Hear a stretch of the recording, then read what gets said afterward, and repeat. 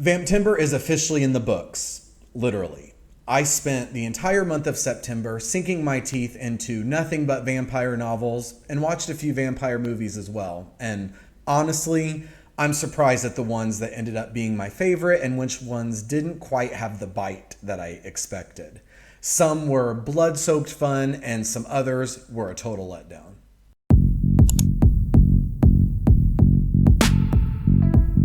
In my announcement video for this event, which I will link above for you guys, I mentioned that this is my first ever BookTube reading challenge. And I was using this as an opportunity to read some books in my collection that I otherwise never would have gotten to. One of the books I was actually dreading reading this month ended up being my absolute favorite by a long shot, one of my favorite horror reads of all time. And another one that I thought would be kind of fun completely fell flat.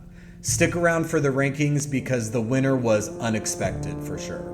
I'll also be discussing some vampire movies I watched during Vamptember, but they will not be ranked in any particular order. Coming in at number 5, my least favorite read for Vamptember is Sweet Blood by Pat Graverson, published in 1992. This is about a mother and son that attend this meeting of the mysterious Society of Vampires. The mother, named Elsbeth, is a successful novelist, and supposedly she has been hired to write a book about this secret society. During this meeting, the son, Adragon, becomes enamored with one of the vampires at this party, and that vampire eventually tries to pull Adragon away from his strong bond with his mother. The big reveal of this novel is who Elsbeth and Adragon, the mother and son, who they actually are, and we get to learn a little bit about their origin story. But the bulk of this centers on the relationship between Adragon, this vampire who's trying to infiltrate his life, and his relationship with his mother. This is a short read, as you can see from the length. Very short read, but it took me forever to finish it because I was just so bored and I dreaded every time that I picked this up to read it. The novel just has a lot of sensual blood drinking, a big romance element, and I was really annoyed at Adragon's teenage angst and his constantly shifting mindset, changing his mind really for no apparent reason. The entire book is him going back and forth between his mother and his new vampire lover, and then being angry about the decision he's made and then changing his mind. I feel like that is all that happened in this story. There was also way too much dramatic romance and sensuality. However, I will say the ending of this one packed more of a punch than I thought it was going to and set us up very nicely for a sequel, which I most definitely will not be reading.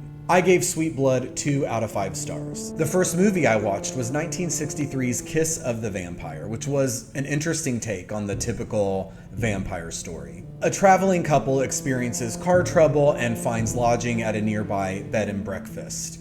While staying here, they are invited to this party at this local mansion, and this party has some serious Eyes Wide Shut vibes, which is one of my favorite movies, so I loved seeing that. This movie was not scary at all, but I liked it and I really enjoyed the various performances. I was, however, let down by this movie's abrupt ending. Back to the books, and I will mention that there is a really big jump in the rankings from 5 to 4. While I absolutely hated Sweet Blood, I really enjoyed this one, and coming in at number 4 is Dawn of the Vampire by William Hill. In Dawn of the Vampire, the Appalachian town of Wrytheville has been flooded as the result of some dam construction project. And as a result of this flood, a horde of vampires has been trapped in what is now the underwater cemetery where they are buried. But now the area is experiencing a severe drought. The lake has receded significantly, revealing the cemetery section of the town, and now the vampires are able to emerge. The main plot follows Troy, who is visiting his hometown in search of his friend who went missing during a reunion of sorts a couple weeks prior of their high school friend group. During the investigation of his friend Dylan's disappearance, he finds out that the disappearance is the result of this horde of vampires. I really liked the fresh perspective of Dawn of the Vampire. It is set in Appalachia. The vampires could be out in the daytime, and our main cast of characters was a group of 20-something men. Basically, imagine a testosterone-fueled high school, college reunion and all of the action that would result if you introduced vampires into that mix. I loved all the action in this one and the pretty unique vampire imagery. And speaking of unique vampires, eventually we learn that the head vampire was an alchemist when he was mortal, and through that knowledge he has figured out a way to allow vampires to be out during the day, and he's trying to convince the rest of his horde of vampires to take this concoction to become essentially invincible to the sun. As you can imagine, with such an action-packed and scare-filled novel, the ending was explosive, and I feel like it was setting us up for a sequel, but I don't think there ever was one. My one complaint with Dawn of the Vampire is, aside from our main protagonist Troy, the rest of his friends, our cast of characters, none of them really stand out enough, and I found myself sometimes confused as to who was who, and part of that reason is because the author referred to characters by multiple names, like their real names and then the nicknames that the friend group had come up with. And I'm going to cite an example from the book. And this is all on one page in a section of dialogue. At the top of the page, he is referring to this one character as Jumbo, Jambo.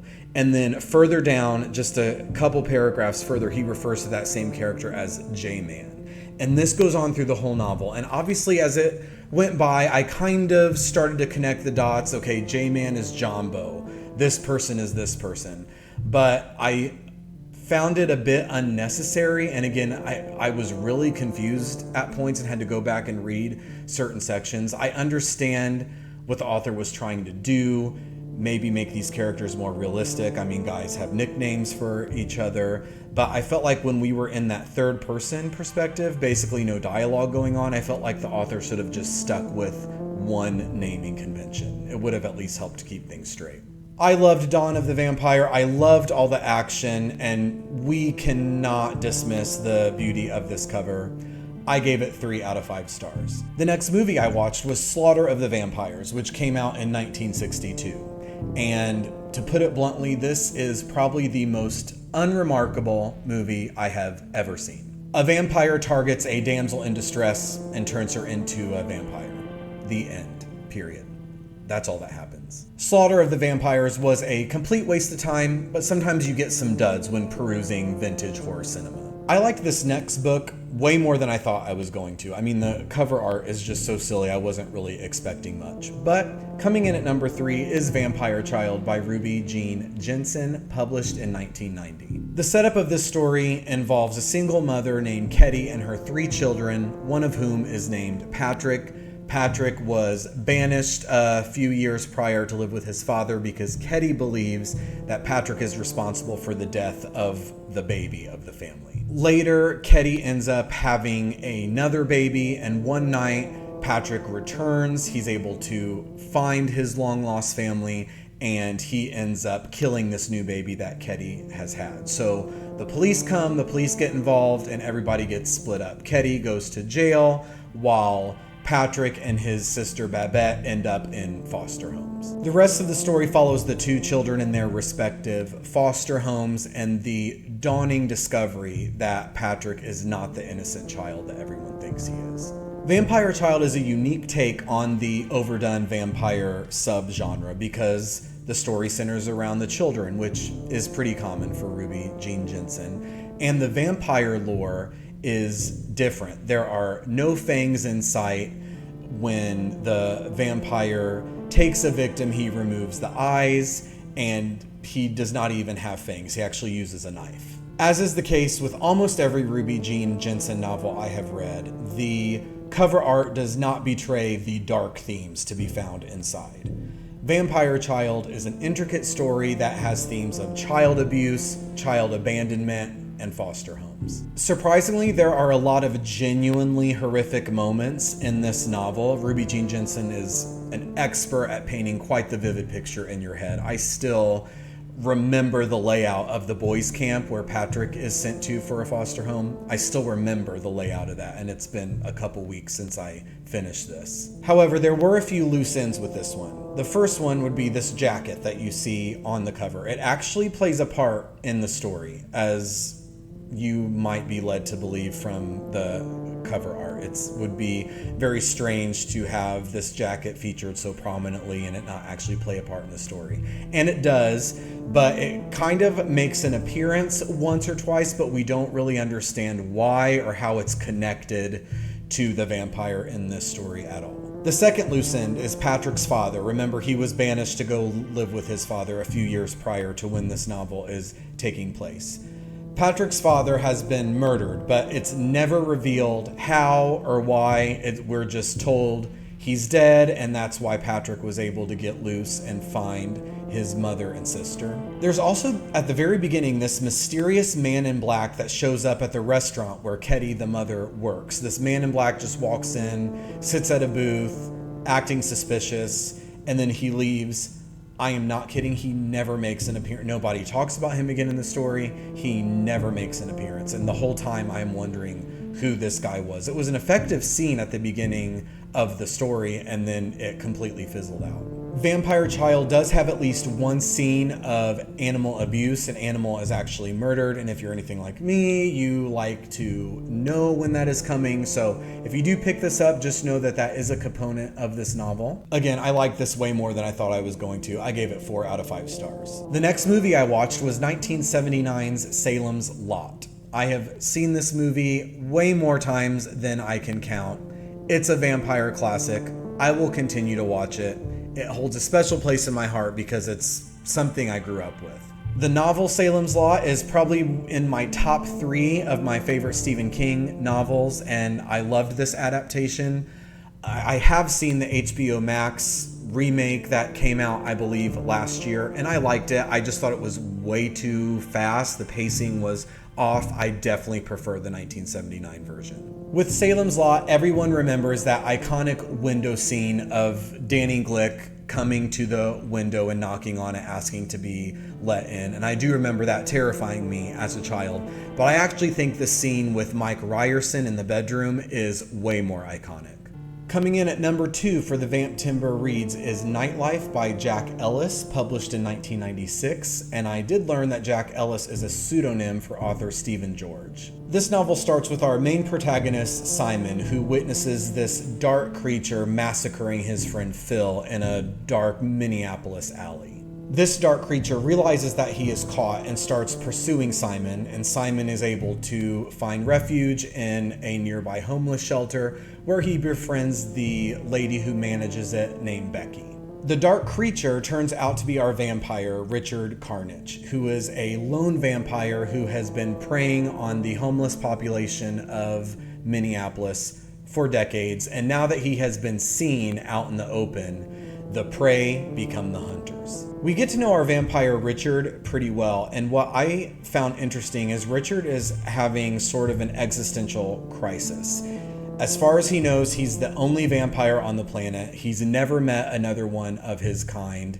He doesn't really remember how he became a vampire, and his memories of the past decades, centuries, who knows how long he's been alive, he doesn't even know. But his memories are just a jumbled mix, and he struggles to find meaning in all of this. Richard's loss of direction, I thought, added a really unique human element to this story. In a lot of vampire novels, movies, the vampire is this all-knowing, authoritative figure. So I thought it was pretty unique that our vampire in this story really has no idea what's going on. He is just a hunter.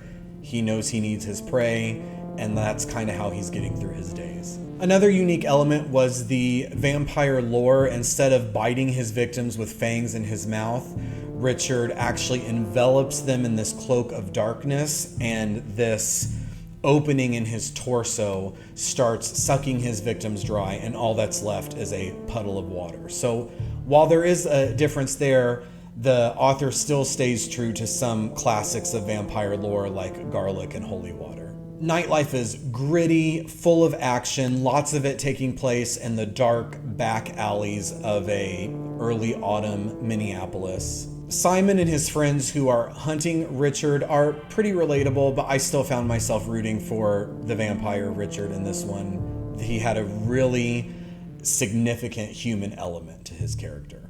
My favorite part of this story was when it's revealed to us that Richard can actually inject thoughts into just people he's passing by on the street. So not only can he read minds, but he can kind of redirect their thoughts in whatever direction he wants.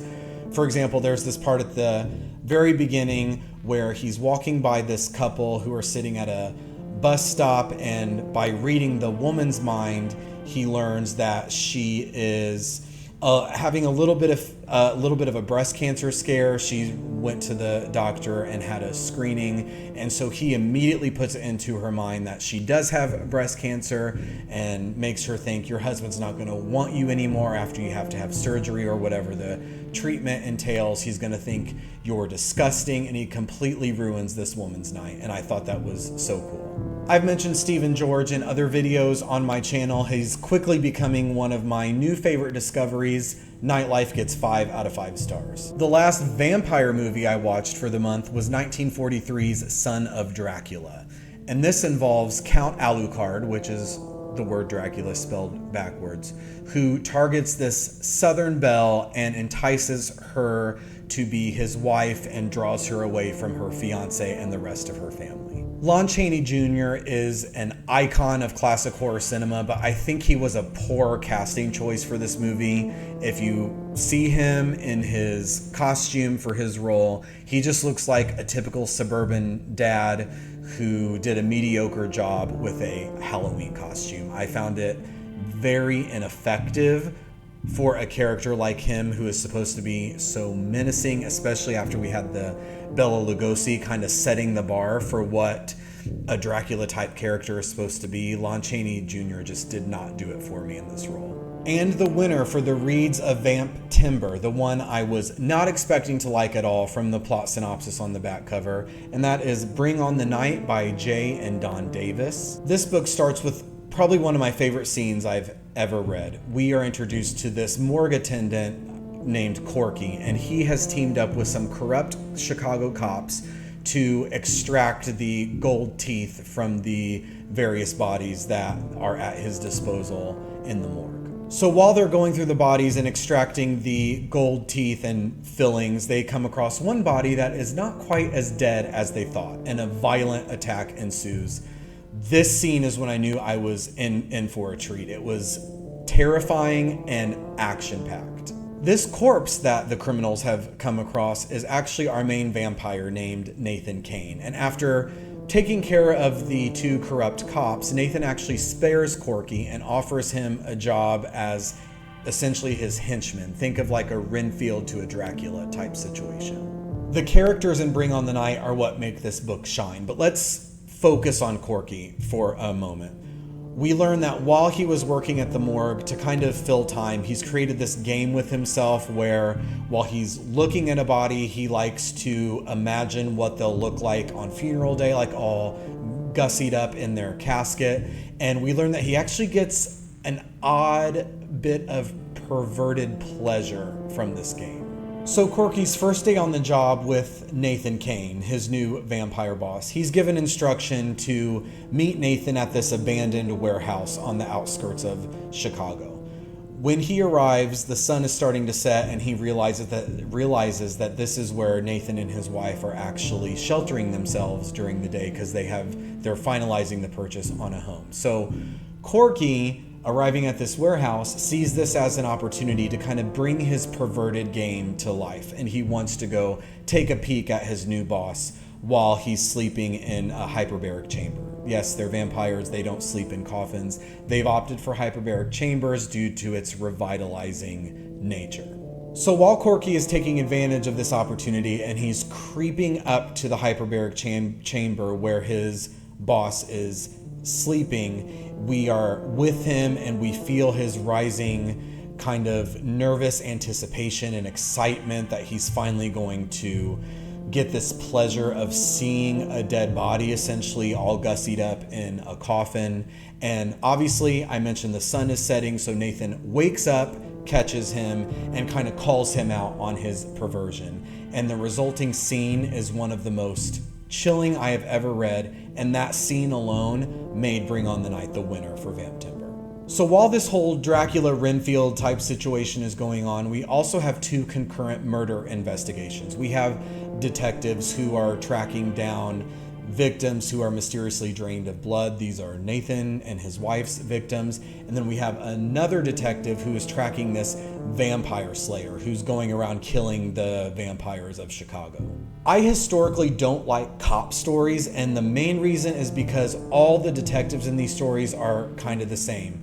Gruff, know-it-all, they've seen it all, they're jaded, they can't wait to retire, but they're just going to take this one last case before they retire. I feel like every cop story has that type of character. But the detectives in this story are different. They are relatable. One of them is actually pretty funny and has some pretty memorable lines, and another detective is a Catholic who is struggling with his faith a little bit. Bring on the Night features a truly vicious classic vampire, his wife, and his mortal stepdaughter, as well as an array of characters that keep the story going. Even though this was a long read, it was exciting all the way through, and I could not put it down. I consider myself pretty desensitized to horror, but there were some scenes in this one that truly scared me and basically revitalized my love for the horror genre.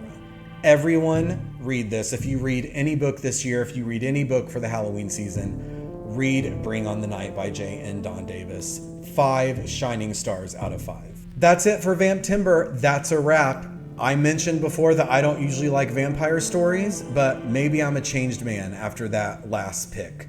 This is the benefit of getting out of your comfort zone with reading a bit. I would have never given any of these books the chance, and I would have missed out on Bring on the Night if not for the Vamptember reading event. Let me know in the comments your opinions on my reads, and also mention what you read during Vamptember, if you participated, what movies you watched. As always, thank you for joining me today. Please like and subscribe if you want to see more, and have a wonderful Halloween season.